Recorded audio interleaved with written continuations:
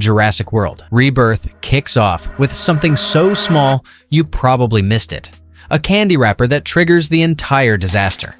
Not a meteor, not a mastermind, just human carelessness. And from that one mistake, every hidden twist in this movie comes crashing down. And here's the wild part. This isn't just a throwaway gag. This movie made over $860 million worldwide. Critics are split down the middle, and fans are still arguing about whether it's secretly genius or absolute trash. Twitter's loaded with memes, Reddit threads are breaking down every frame, and YouTube theory videos are clocking millions of views. But at the center of all that noise sits one tiny piece of trash. By the end of this breakdown, you'll see why the wrapper isn't just a background detail. It's the film's mission statement, the spark that lights everything else. Look, I spent way too many hours at 2 a.m. rewatching this movie frame by frame, and I found details that I guarantee flew over most people's heads. Before we dive in, let me set some ground rules so we don't end up arguing in the comments like raptors fighting over dinner. If something's confirmed, it's literally on screen or officially stated by the filmmakers. If it's likely, there's a clear pattern backing it up. And if it's just rumor, we'll leave that in the trash with all the other bad takes. The crazy thing about this film is how it hides its smartest moves behind pure spectacle. Most people walked out talking about the action sequences, but they missed the psychological warfare this movie plays on your expectations. There's even a mid-air kill that completely rewrites 30 years of franchise hierarchy, and I bet half the audience didn't even register what just happened. So, drop a comment right now. Did you catch the wrapper detail on your first watch, or were you too busy watching Scarlett Johansson outrun sea monsters the size of subway cars? Here's what you need to know without getting bogged down in exposition. Climate change hit hard mode, so dinosaurs basically only survive around the equator now, places where Earth still feels like the Mesozoic era. Smart world building that actually makes sense. A biotech team led by Zora Bennett gets sent to collect 3 specific DNA samples: sea, land, and sky. Standard science mission stuff.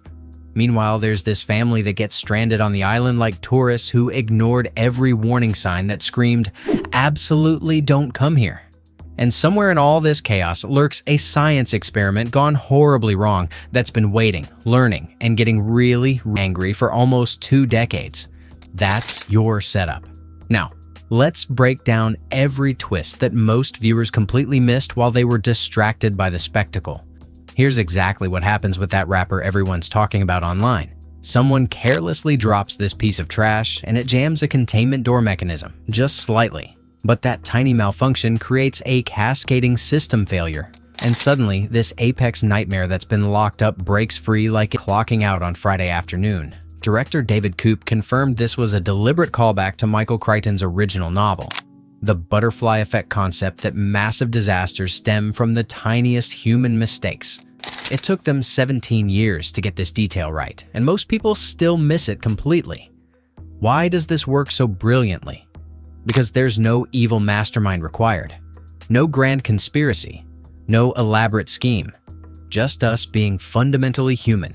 Careless, distracted, imperfect. It's darkly funny for about half a second, then the existential dread starts creeping in when you realize the implications. But here's what makes it even more terrifying. That wrapper didn't just release any ordinary dinosaur. It freed something that's been learning, adapting, and planning revenge for nearly 2 decades. The island has been running its own twisted evolution experiment, and the results are absolutely nightmarish. Forget everything you think you know about T-Rex behavior and anatomy. Distortus isn't just T-Rex, but angrier. This creature is fundamentally wrong at a genetic level. It's got extra forelimbs, like some kind of prehistoric spider, a completely warped skull structure, and weight distribution that defies natural physics. But here's what makes it genuinely terrifying. It doesn't just mindlessly chase prey like a typical predator. It chooses its targets with calculated precision and tactical awareness. When it commits to an attack, the ground literally shudders under its unnatural weight. Empire magazine reported that the design team drew heavy inspiration from Xenomorph aesthetics, and those influences are visible in every disturbing frame. The genius part of this creature design? For just a moment, you almost feel sympathy for this thing. It's clearly suffering from its genetic mutations, struggling with a body that was never meant to exist in nature. But then it casually devours a helicopter, and that sympathy evaporates instantly. This is what happens when InGen scientists binge-watch alien movies and think, you know what this franchise needs? More existential body horror. Here's something the movie quietly establishes that fundamentally alters the entire franchise moving forward.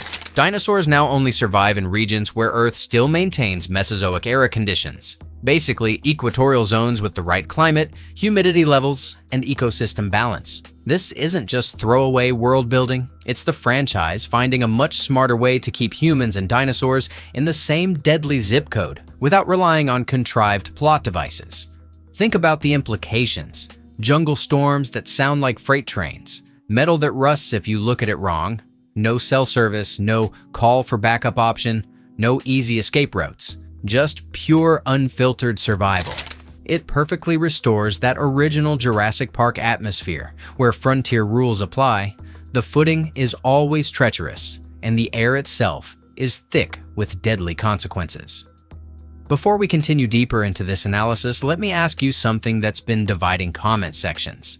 Which setting genuinely terrifies you more? The open ocean where mosasaurs lurk like living submarines, or dense jungle where every shadow could be hiding your immediate death? Drop your vote because we're about to experience both environments in excruciating detail. So the scientific team actually succeeds initially. They nail their first DNA sample collection with professional competence and proper safety protocols. High fives all around. Everyone's doing science like responsible adults with advanced degrees. Then the ocean decides to file a very violent complaint with extreme prejudice. The Mosasaurus rises from the depths like a freight elevator equipped with massive teeth and zero patience. Spinosauruses muscle in from the shoreline like debt collectors who absolutely don't accept payment plans or negotiate terms. Complete chaos ensues. Screaming echoes across the water. The boat basically files for immediate retirement and disability benefits. Now, this isn't some telepathic dinosaur teamwork or coordinated intelligence network. It's more likely opportunistic coordination. Blood in the water, plus loud noises, plus what essentially looks like an all-you-can-eat buffet line. Nature absolutely loves a group project when the final grade is lunch. But here's what's genuinely wild about this sequence.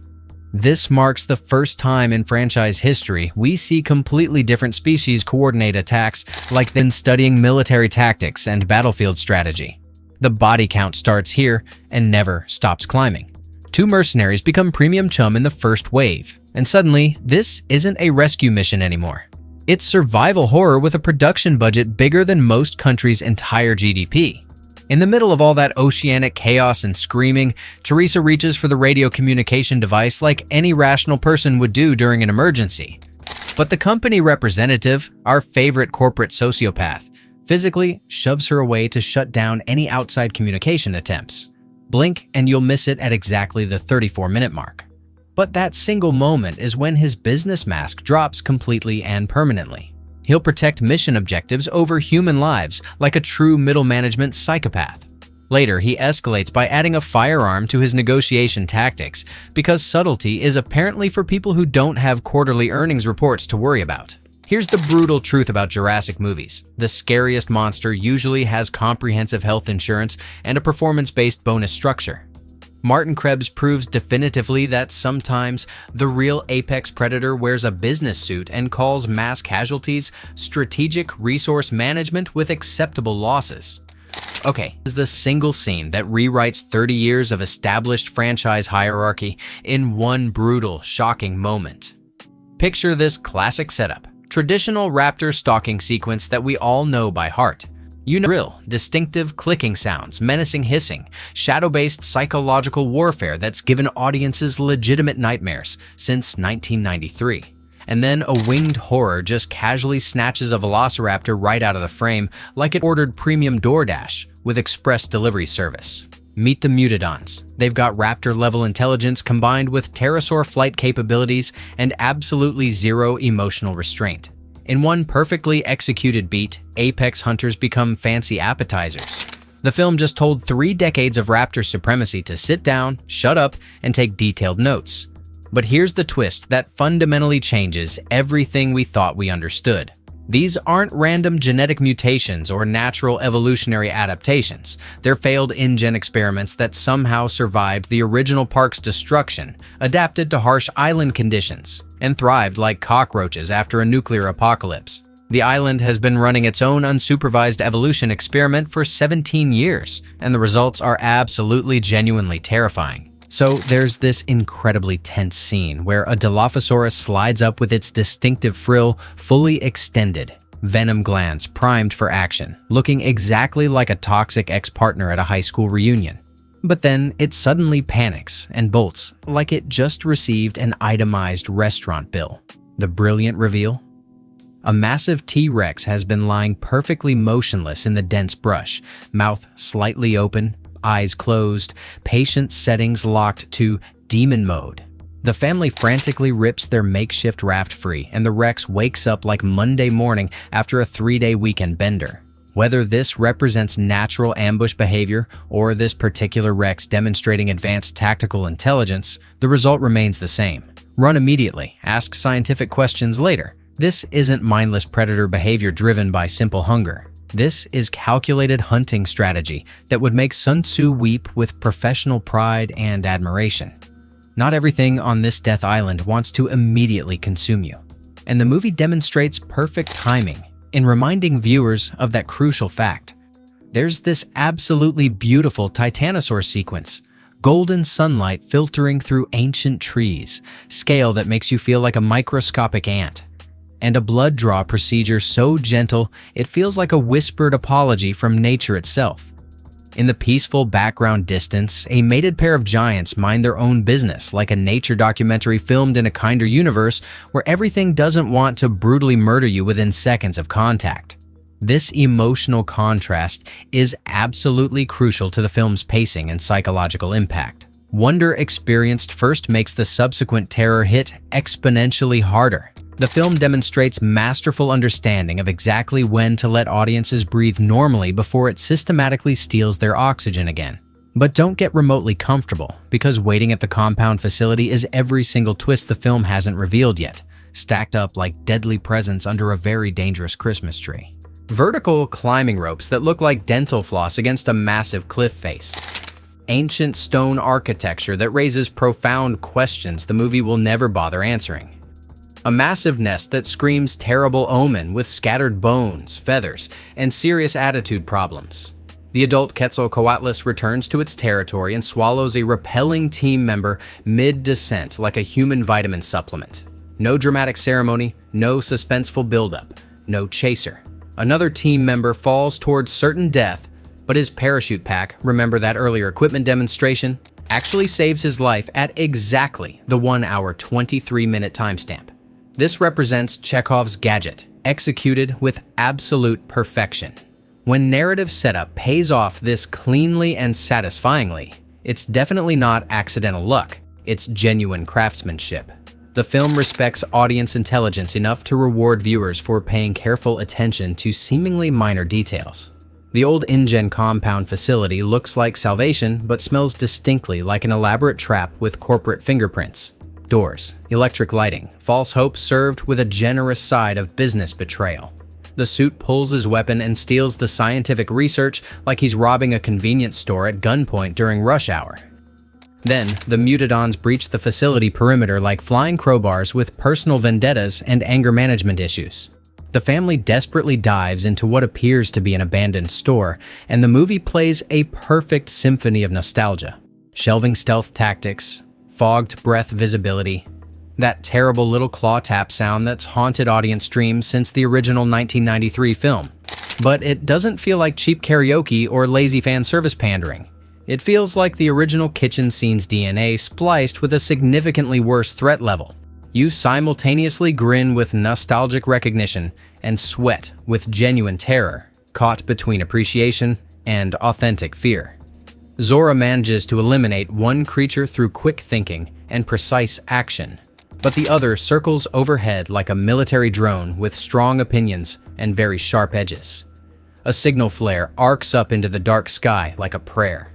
Rotor blades thump hopefully in the distance. Salvation literally flies in on mechanical wings with professional pilots and emergency equipment. and Distortus erases it in one completely disrespectful leap at exactly the 1 hour, 35-minute mark.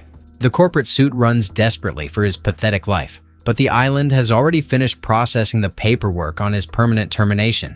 The movie absolutely doesn't negotiate with hope or false comfort. It rips off the emotional band-aid and takes some skin with it for good measure. Stakes just got re-upped with compound interest and severe penalties for early withdrawal from the survival game. The last security gate is locked tight with no backup power. The kid squeezes through the metal bars and flips the manual latch, while a genetic nightmare exhales inches away from his terrified face. Duncan grabs a signal flare and runs into the dark trees like human bait with legs, deliberately drawing the creature away from the others. Seconds stretch like geological epochs. Then you see a red arc over black water, the signal that means not today, death. They haul him aboard the boat and everyone exhales like they've been holding their breath for 2 solid hours of pure terror. This isn't epic Hollywood heroism with orchestral music, it's fundamentally human courage in its purest form. Quiet victories always hit the loudest because they remind us that sometimes real courage is just refusing to give up when giving up makes perfect logical sense. Here's where the movie gets genuinely smart about its underlying themes and social commentary. Zora and Henry make the conscious choice to release all the scientific research publicly. No corporate patents, no profit-driven gates, no shareholder profit margins. The research goes completely open source like digital salvation for all humanity. The film doesn't waste precious screen time explaining complex legal paperwork because it doesn't need to. The point is fundamentally moral, not municipal or bureaucratic. After 2 hours of extraction, deception, and predation, someone finally chooses to give freely rather than grip tightly with corporate greed. That emotional impact lands harder than any explosion because it's the one thing corporate Hollywood usually can't stomach. Actual anti-corporate messaging that carries genuine weight and meaningful consequences. Rebirth plays the franchise's 2 sacred notes: awe and consequence, like someone finally tuned the piano after years of people banging randomly on broken keys. It lets you gasp at a titanosaur in golden morning light, and 5 minutes later, brutally reminds you that you're soft, slow, and delicious to apex predators. It swaps cartoon villains for a company representative who makes 10 tiny bad choices and 1 giant, unforgivable decision. It respects legacy moments while systematically evolving the threat matrix. If you came for dinosaurs go chomp, you'll eat very well. If you came for narrative structure, emotional payoff, and moral themes that aren't sugar-coated, you'll feast like absolute royalty. That candy wrapper isn't a throwaway sight gag. It's the complete philosophical mission statement. Small choices scale up into massive consequences with compound interest. Distortus is deliberately designed to be both tragic and terrifying, which is exactly why it lingers in your mind long after the credits finish rolling. The helicopter elimination scene is the cleanest, no-shortcut storytelling the franchise has delivered in years. And those mutadons? They represent the best new concept since the original Raptor reveal because they simultaneously honor nostalgia while systematically killing it. If you only remember 3 things from this entire breakdown: small choices create disproportionately big consequences. Hope is a tool that you either use effectively or lose completely. And sometimes, the smallest mistakes create the biggest monsters. So, what hit harder for you? The winged attack that dethroned the Raptors, the helicopter vanished that stole your breath, or that lonely red flare on the water that said, "Not today"? Drop your pick in the comments, and if you spotted a detail I missed, flex it below. Keep your candy wrappers in your pocket, folks. The island has enough problems without us giving it more ideas.